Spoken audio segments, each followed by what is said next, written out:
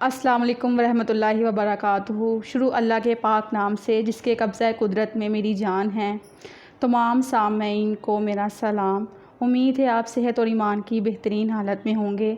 آج کا جو موضوع عنوان ہے وہ ہے صفائی کی اہمیت۔ ہمارے پیارے دین اسلام میں صفائی ستھرائی کو بہت اہمیت حاصل ہے۔ اگر آج سے 1400 سال پہلے کی اپنی اسلامی تاریخ کو اٹھا کر دیکھا جائے تو ہمیں پتہ چلتا ہے کہ ہمارے دین اسلام نے اس موضوع کے متعلق کتنی گہرائی اور تفصیل سے ہمیں تمام حقائق سے آگاہ کیا ہے۔ آپ صلی اللہ علیہ وآلہ وسلم سراپائے پاکیزگی اور طہارت کا نمونہ اور مثال تھے۔ قرآن و سنت کی روشنی میں اگر صفائی کی اہمیت دیکھی جائے تو احادیث مبارکہ متعدد ہیں اس حوالے سے۔ پہلی احادیث کا ترجمہ ہے الطہور شطر الایمان۔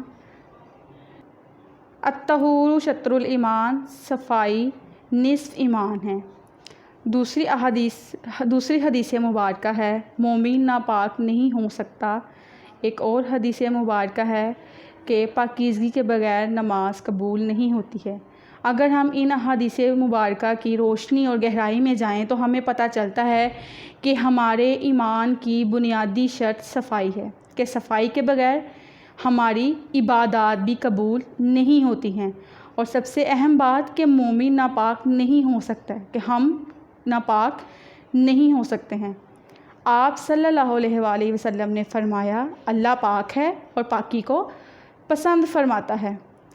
اسی طرح قرآن پاک میں ارشاد باری تعالیٰ ہے بے شک اللہ تعالیٰ پاک رہنے والوں کو پسند فرماتا ہے، کہ اللہ تعالیٰ پاک ہے اور پاکیزگی کو پسند فرماتا ہے۔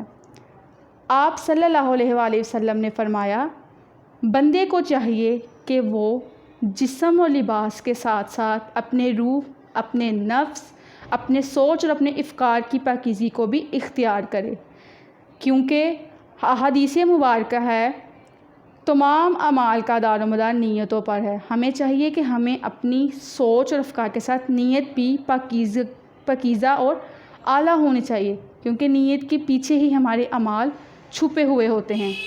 آپ صلی اللہ علیہ وآلہ وسلم ہمیشہ پاک صاف ستھرے کپڑے پہنتے تھے۔ پیوند لگے ہوئے کپڑے بھی پاک صاف ہوتے تھے۔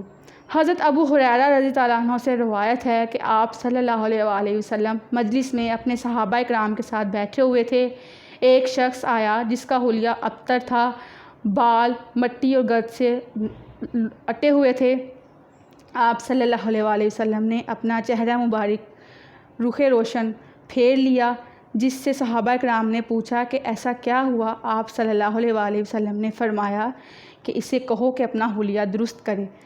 وہ شخص اپنا حلیہ درست کر کے آیا تو آپ صلی اللہ علیہ وآلہ وسلم نے صحابہ سے فرمایا کہ یہ پہلے ایسا معلوم ہو رہا تھا جیسے کہ یہ ایک شیطان کا حصہ ہے یا شیطان ہے۔ اس واقعے سے ہمیں یہ پتہ چلتا ہے کہ آپ صلی اللہ علیہ وآلہ وسلم نے بھی صفائی کو بہت اہمیت دی ہے۔ آج کل ہم جس موذی بیماری سے کووڈ-19 سے گزر رہے ہیں، اس میں ہمیں جو ڈاکٹرز نے احتیاطی تدابیر بتائی گئی ہیں، اگر ہم اپنی تاریخ کو اٹھا کر دیکھیں تو ہم مسلمانوں کو پہلے ہی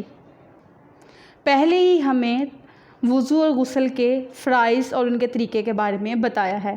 جیسے نماز ہے، اس سے پہلے وضو کی شرط ہے، اور پاکیزگی اور طہارت سے پہلے وضو اور غسل کو فرض کیا گیا ہے۔ ہمیں اس موذی بیماری سے بچنے کے لیے انہی احتیاطی تدابیر کے ساتھ، اگر ہم اسی بیماری میں ہمیں اس کی صفائی کی ضرورت نہیں ہے، بلکہ اللہ تعالیٰ نے فرمایا ہے کہ تم اپنے گھروں کے صحن کو صاف ستھرا رکھو تاکہ یہود و نصارہ سے تم مشابہت اختیار نہ کرو۔ اگر اس ارشاد باری تعالیٰ پہ غور کیا جائے تو صرف ہمارے بدن کی اور لباس کی پاکیزگی نہیں ہے، ہمارے گھروں کی صفائی بھی بہت ضروری ہے۔